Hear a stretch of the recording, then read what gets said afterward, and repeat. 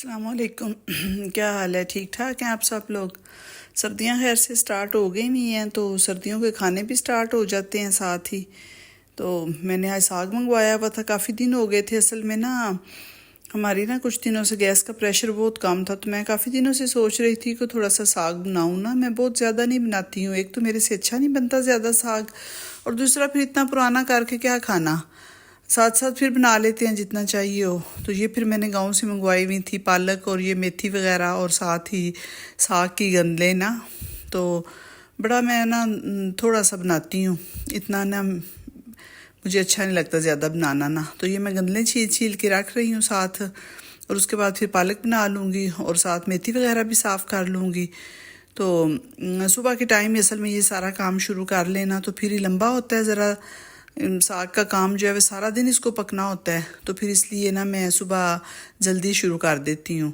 तो पत्ते वगैरह तो साथ बड़े ज़्यादा होते हैं इसके, लेकिन ना फिर ज़्यादा पत्तों से साग मज़े का नहीं बनता ना, उसमें बड़ा यूँ थिक सा हो जाता है पक के ना, मुलायम नहीं बनता, नरम मुलायम सा ना।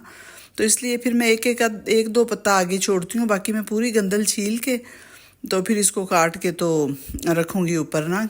इसका ना मेहनत वाला बड़ा काम है, एक तो फिर ज़्यादा अकेले बंदे से इतनी मेहनत होती नहीं है।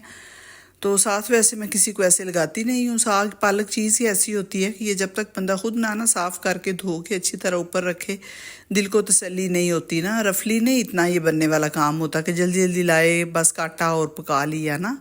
बड़ा ज़्यादा नीटली और सफाई के साथ ना इसको बनाना पड़ता है। तो एक एक जो गंदल है उसको मैं छीलती हूँ पहले, फिर उसके आगे उसको थोड़ा बहुत ही पत्ता रहने देती हूँ, वरना ना बड़ा ज़्यादा ये ख़राब सा साग बनता है। अगर ऐसे ही बंदा लापरवाही के साथ ना जल्दी जल्दी कर लेना तो इस तरह नहीं ये सही बनता ना। तो मैंने कहा कि मैं सुबह सुबह ये पहले इसकी तैयारी करके इसको काट के रख लूँ, फिर जैसे ही गैस होगी ना, गैस का भी तो यही होता है ना प्रॉब्लम।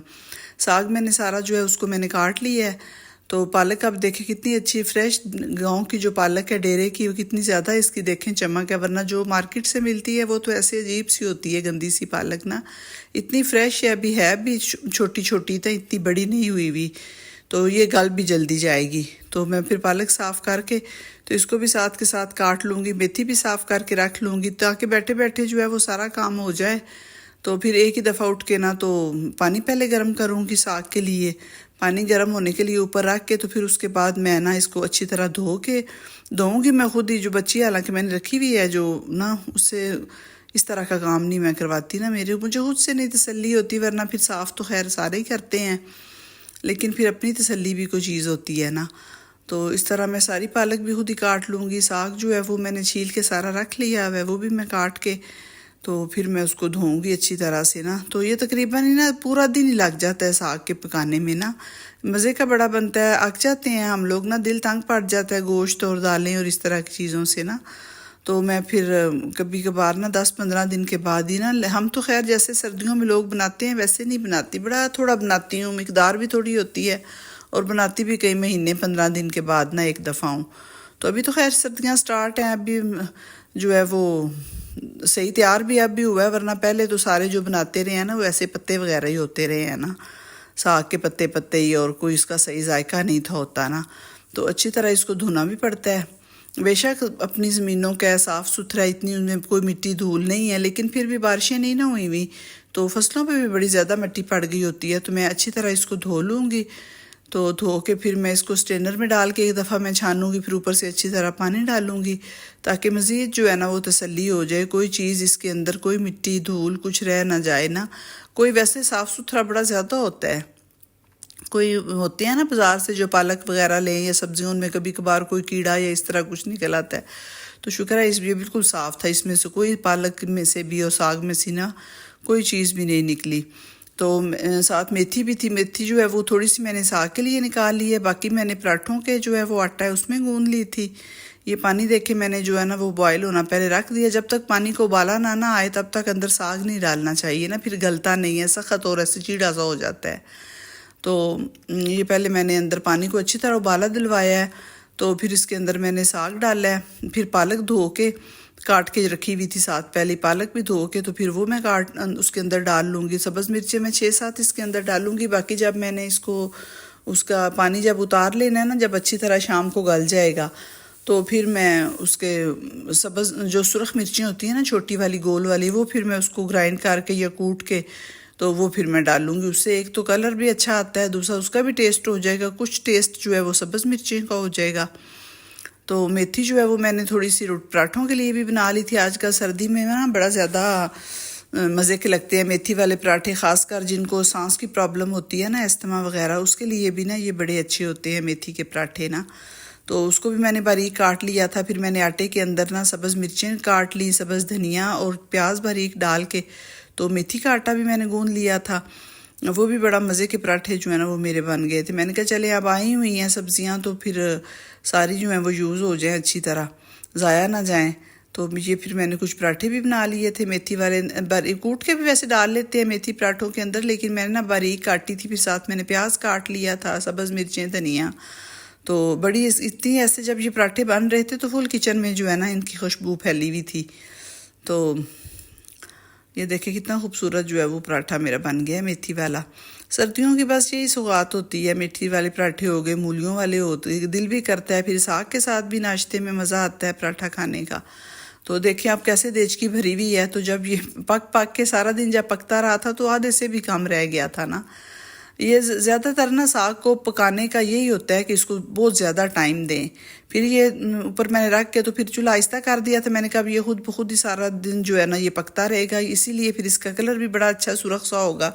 ग्रीन तो पता है जब पालक हम लोग बनाते हैं तो उसको बॉयल करते हैं तो उसका कलर ग्रीन ही रहता है, लेकिन जो साग है उसको अच्छी तरह सुरख करना चाहिए, प्यारा लगता है वो ना। तो ये बेडशीट सा चेंज करने का दिन था। तो हफ्ते में एक दफ़ा मैं बेड शीटें भी चेंज करती हूँ। तो ये जो मैट्रेस है ना, इनके ऊपर मैं एक मैट्रेस के ऊपर वैसे कवर सी के चढ़ाती हूँ, फिर उसके ऊपर ये ना फिटेड बेड शीटें जो है ना वो भी ज़रूर डालनी चाहिए। एक तो फिर उससे जो ऊपर वाली है हमारा जो है ना हमारा मैट्रेस, उसकी भी बचत हो जाती है, साफ़ सुथरा रहता है। मैट्रेस के ऊपर भी कवर वैसे चढ़ाना चाहिए ना सी के। फिर उसके ऊपर फिटेड बेड शीट जो है वो मैंने डाली हुई है ताकि बेड शीट जो है ना वो इकट्ठी ना हो। तो बेड शीट जो है बच्चियाँ जो काम वाली है ना, जितना भी उनके साथ खपती रहूँ ना, वो हर सूरत एक साइड से ना टेढ़ी कर देती हैं चादर। तो मैं वो उसको समझा रही थी कि जिनमें कोई लाइनें कोई चेक हो तो इनको ना बिल्कुल ऐसे बराबर रख के ना किनारे के ऊपर तो ऊपर डाल ले, ताकि इससे एक तो फिर हमारी बेड शीट जो है वो ऊपर बड़ी ज़्यादा पक्की मजबूत होके रहती है, सारा दिन इकट्ठी नहीं होती। बेशक ऊपर लेटे चारों कोनों से ना अच्छी तरह फोल्ड करके तो उसको जो है ना वो मैट्रेस की साइडों पे पहले अच्छी तरह उसको ऊपर साइडों पे फोल्ड कर लें, फिर उसको जो है ना वो बेड के अंदर डाल लें, ताकि ना फिर ये हमारी सारा दिन भी अब लेटे रहें उठें जो मर्ज़ी ये करें बैठें तो बेड शीट इकट्ठी नहीं होगी। इस तरह ना इसकी ये भी एक टिप होती है कि मैट्रेस को उठा के एक साइड से पहले नीचे फोल्ड करें चादर को अच्छी तरह, जो मैट्रेस के नीचे से यूँ घुमा के तो नीचे डालें ना, तो उससे फिर बेडशीट हमारी इकट्ठी नहीं होगी। और बिल्कुल सारा दिन ऐसे सुबह उठने तक भी ना इसने अब ऐसे ही फिट रहना है। तो ये जो छोटी छोटी टिप्स होती हैं घर के कामों की, ये बड़ा ज़्यादा, इससे एक तो हमारी टाइम की बचत होती है, दूसरा बड़ा ज़्यादा ज़ाहिर है लेडीज़ का यही सलीका होता है, अपनी बच्चियों को भी सिखानी चाहिए यही बातें ताकि आगे जाके उनके भी काम आएँ। माओं का पता ये तरबियत का जो है ना वो फ़र्क होता है। कहते हैं कि इतनी ज़्यादा जो है ना वो इंसान को तालीम नहीं शऊर देती जितना तरबियत से इंसान के अंदर शऊर आता है। तो इसलिए अपनी बच्चियों की तरबियत भी ऐसे ही करे ताकि अगले घर जाके उनके भी ये चीज़ें काम आएँ। तो अब मेरे ये तकरीबन सारा दिन ही तब पकता रहा है, 5-6 घंटे। ये साग जो है वो मेरा आहिस्ता चूल्हे पे मैंने रख के ऊपर ढकना दे दिया हुआ था। अंदर 2 मैंने शलजम काट के डाले थे, जैसे बताया आपको, थोड़ी सी मेथी डाली थी, फिर बहुत ज़्यादा नहीं थी डाली, फिर कड़वा भी हो जाता है। तो अब ये मैंने बस का पानी जो है वो मैंने सारा इसका उतार दिया है ऊपर से, ताकि अगर ना फिर इस तरह इसकी कुछ गर्माइश भी निकल जाती है। कुछ लोग वैसे पानी नहीं भी उतारते ना, लेकिन मैं ज़रूर उतारती हूँ। तो फिर इसको अच्छी तरह जो है वो उसकी घुटाई कर ली है। वैसे तो मेरे पास इलेक्ट्रिक भी है, इलेक्ट्रिक उससे जो है ना ब्लेंडर बीटर क्या कहते हैं, उससे भी इस अच्छी तरह हो जाता है, लेकिन मैं ना प्रेफर यही ज़्यादा करती हूँ। ये जो हाथ वाला होता है ना, इसको हम तो घोटना कहते हैं, पता नहीं और बाकी सारे लोग क्या कहते हैं। इससे फिर मैंने अच्छी तरह इसकी कुटाई करके थोड़ा सा ना ऊपर खुश्क आटा डाला था।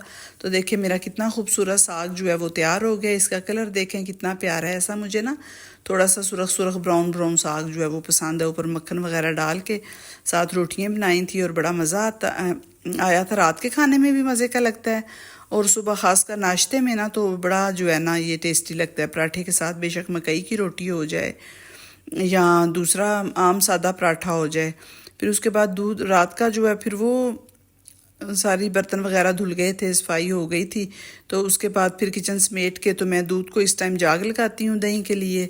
दूध जो है वो मैंने नीम गर्म करना है, ज़्यादा गर्म कर। कुछ दिनों से ना मेरा दही जो है ना वो उसने बड़ा डिस्टर्ब किया हुआ है कि वो सही नहीं जम रहा, पता नहीं चल रहा। अगर इसको ज़्यादा गर्म जगह पे रखूँ तो वो बहुत ज़्यादा खट्टा हो जाता, और अगर बाहर ही ऐसे रख दूँ ना शेल्फ के ऊपर, पहले गर्मियों में ऐसे ही रखते रहे हैं तो वो बिल्कुल जमता ही नहीं है ना। तो अब मैंने सोचा कि मैं ना इसको कपड़े में लपेट के तो रखा करूँगी। तो ये 2-3 दिन से मैंने ऐसे मैं कपड़े के अंदर लपेट के कैबिनेट में रखती हूँ, तो बड़ा अच्छा जो है ना बिल्कुल ऐसे जम जाता है।